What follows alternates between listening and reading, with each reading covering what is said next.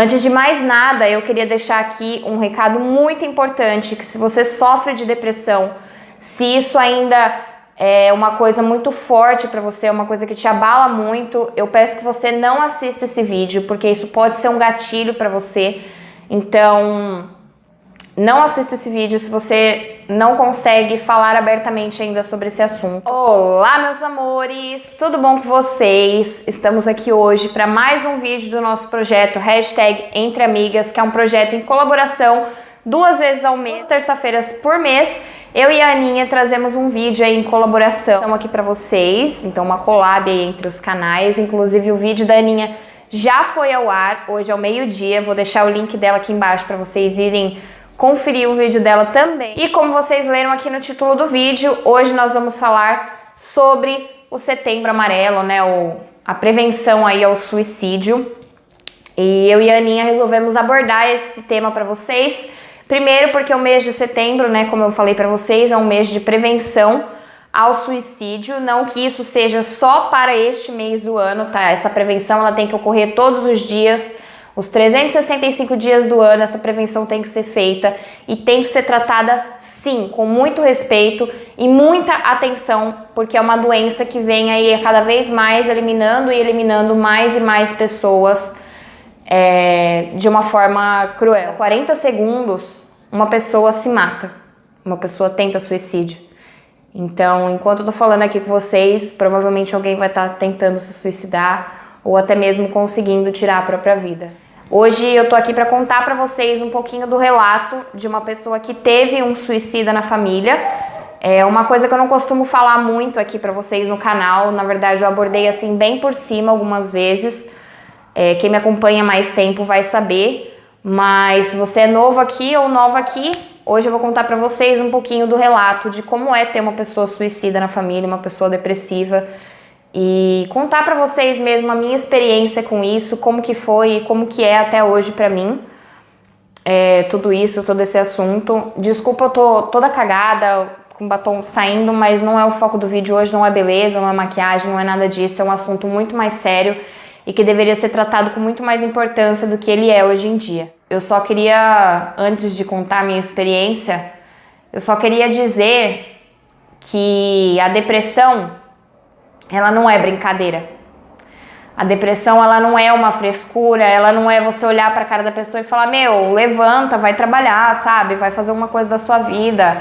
Não fica aí deitado. Não, gente, não é assim. Não é querer estar nesse estado. Ninguém quer estar nesse estado de espírito, emocional e, enfim, ninguém quer. Ninguém. Porque quem que quer abrir a mão de felicidade? Quem que quer viver infeliz, quer viver deprimido sempre? Ninguém. Ninguém merece isso. Todo mundo deveria ter o direito de ser feliz. Mas, infelizmente, a gente sabe que com a depressão, ela é uma coisa que descontrola e mexe totalmente com o nosso emocional, com o nosso psicológico. E, enfim. E antes de qualquer coisa, eu queria pedir desculpa pra vocês se esse vídeo ficar um pouco confuso, mas é porque é um assunto delicado de ser abordado, né? E já peço desculpa também se em algum momento do vídeo eu me emocionar, provavelmente eu vou, já tô com vontade de chorar, porque é um assunto que ainda mexe muito comigo, mas eu acho importante vir aqui trazer pra vocês e conversar com vocês, porque a gente acha que nunca vai passar por isso, né? A gente vê na televisão, vê relatos às vezes de pessoas próximas e a gente pensa, não, mas isso nunca vai acontecer comigo, isso nunca vai acontecer na minha família. E isso pode sim acontecer. E muitas das vezes acontece pelo simples fato das pessoas que estarem próximas, às vezes não perceberem, ou perceberem, mas simplesmente não saberem como ajudar, o que fazer por aquela pessoa. E no meu caso, eu tive um caso suicida na minha família, foi o meu pai. E meu pai sempre foi uma pessoa muito feliz. Muito feliz, muito alegre, muito brincalhona. Ele sempre foi um pai muito incrível pra mim, muito incrível. Desculpa. A minha infância inteira praticamente foi com o meu pai, porque minha mãe sempre trabalhou muito. Antes dela ter o próprio buffet dela, ela trabalhava em outro buffet, então ela eu praticamente não via minha mãe. Então, quem me criou a vida toda praticamente foi meu pai. Então, meu pai era a base de tudo pra mim, sabe? Meu pai era meu herói. Pra mim, meu pai era uma montanha, sabe? Uma montanha que nunca pode ser movida, que sempre vai estar lá, sempre vai ser forte. E pra mim, na minha cabeça, era assim, sabe? Eu nunca passou pela minha cabeça que isso fosse acontecer na minha família. E lá para 2010, de 2011 a 2013, a gente enfrentou um problema financeiro muito forte, assim, na nossa família, né? Eu e meus pais. A gente enfrentou um problema financeiro muito ruim. E meu pai e minha mãe era aquele casamento de fachada, sabe? Só tava junto, só morava junto ainda por causa de mim. E então às vezes eles se desentendiam, tinham brigas, e a gente sabe que às vezes quando a gente tá com raiva, a gente fala as coisas sem pensar e não é aquilo mesmo que a gente quer falar. Então eu já queria deixar aqui um recado e um lembrete de quando você tiver com raiva, quando você estiver estressado, não tenta resolver o problema, sabe? Não tenta discutir sobre aquilo, porque não vai sair em nada. A única coisa que vai sair disso é mágoa, tristeza, e às vezes pode até ser um gatilho para uma pessoa tentar tirar a vida dela. Por muitos anos eu acompanhei essas brigas dos meus pais, né? Eu não tenho vergonha de falar isso porque é minha história, faz parte de quem eu sou, faz parte de quem eu me tornei, e isso com certeza serviu de exemplo para eu saber as coisas que eu quero ou não fazer quando eu tiver um filho, né? O que eu quero ou não ensinar para eles. Então, meu pai, ele não era mais o mesmo, ele não tinha mais aquele brilho no olhar que ele tinha antes, a risada dele já não era mais a mesma, mas eu falo, a vida às vezes ela ensina certas lições pra gente e nem sempre as lições são da forma que a gente quer. Então eu, né, pré-adolescente, na fase da rebeldia, na fase de não entender os pais, de querer questionar tudo e achar que ao mesmo tempo que eu entendia, eu sentia o que estava acontecendo, mas ao mesmo tempo eu não sabia como ajudar. Eu não sabia o que fazer, o que falar, como agir para que aquilo mudasse. E ao mesmo tempo eu pensava, não, ele não vai ser capaz de fazer isso, sabe? Meu pai é minha base, é minha estrutura, ele não vai me deixar dessa forma. E muitas vezes eu já me peguei escutando meu pai discutindo com a minha mãe, falando que não aguentava mais aquilo, que ele ia se jogar de uma ponte, que ele ia se jogar do prédio. E eu falava, não pai, não é assim, não faz isso, não tem por que fazer isso. Mas a depressão, como eu falei pra vocês, ela é uma doença muito cruel, porque não só quem passa por isso sofre, e sofre muito, como as pessoas que estão próximas também sofrem por se sentirem insignificantes no caso de não poder fazer nada, mas logo passava e meu pai não tocava mais nesse assunto. E aí chegou o ano de 2013, meu pai continuava daquele jeito, não parecia que não tinha mais vontade de viver, ele só ficava no quarto, dormia muito.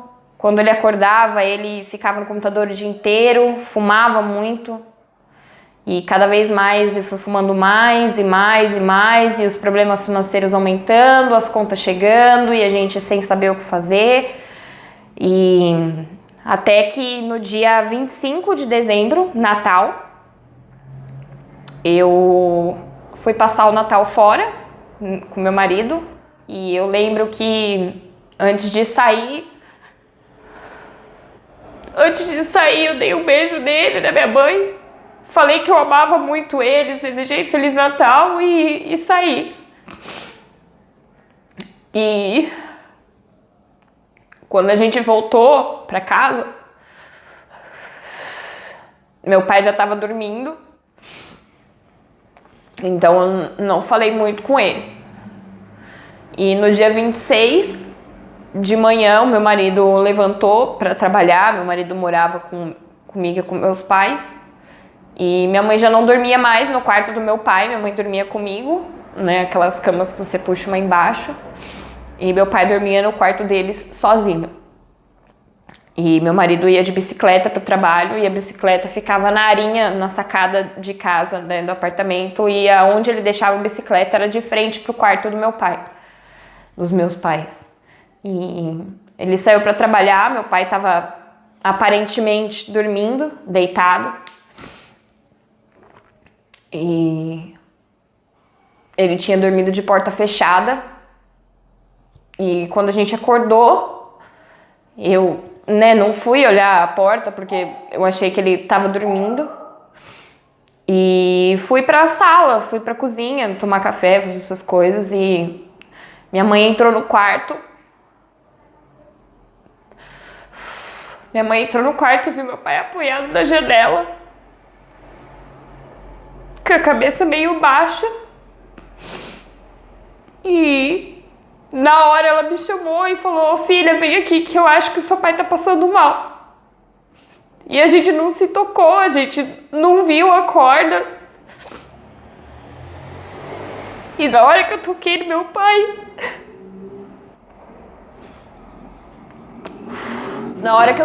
pai, eu já senti meu pai gelado. Mas eu não queria pensar que aquilo era verdade, sabe? Não podia estar acontecendo aquilo. E aí ela pediu para eu ligar para minha vizinha, porque o marido dela trabalhava na farmácia. E eu fui ligar para ela. Na hora que eu peguei o interfone, minha mãe gritou lá do quarto: Nathalie, vem aqui que seu pai se matou. E meu mundo acabou naquela hora. Eu não conseguia entender o porquê ele tinha feito aquilo, por que ele tinha deixado a gente, por que ele tinha desistido de viver. E foi horrível ver meu pai naquela situação. Foi horrível.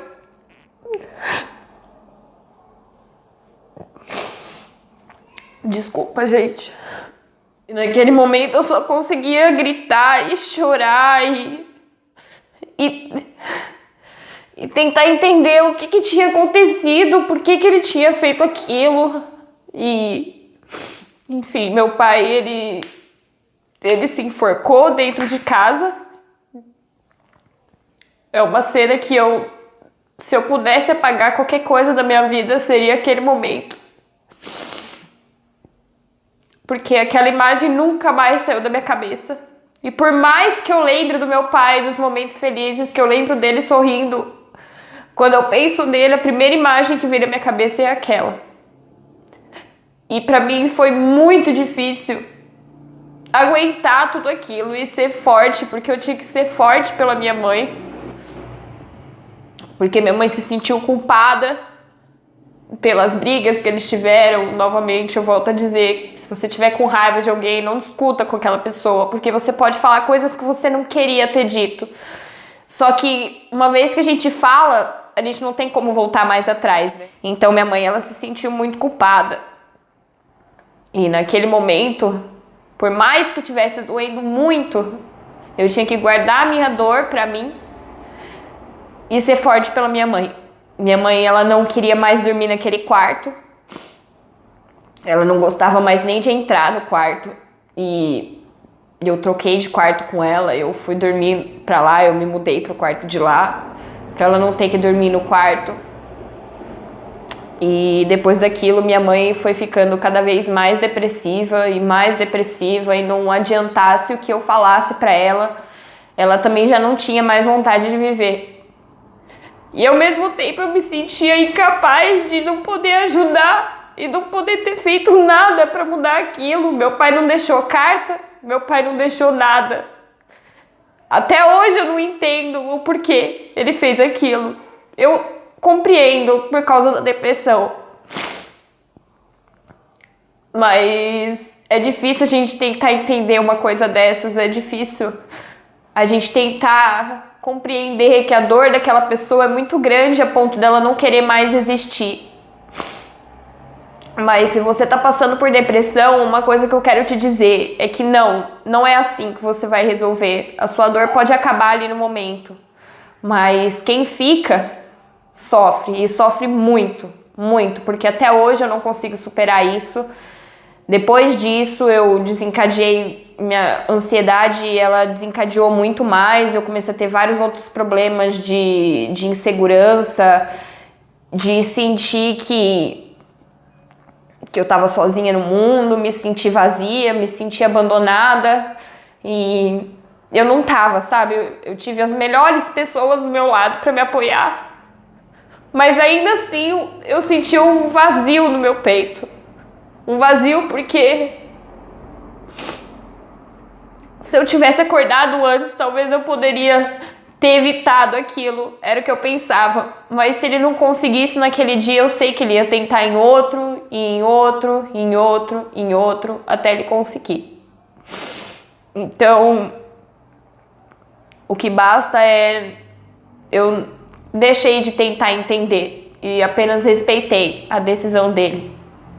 Não foi a melhor decisão, nunca vai ser a melhor decisão. Você acabar com a sua vida não é a solução. Então, se você está passando por isso, seja forte, procure ajuda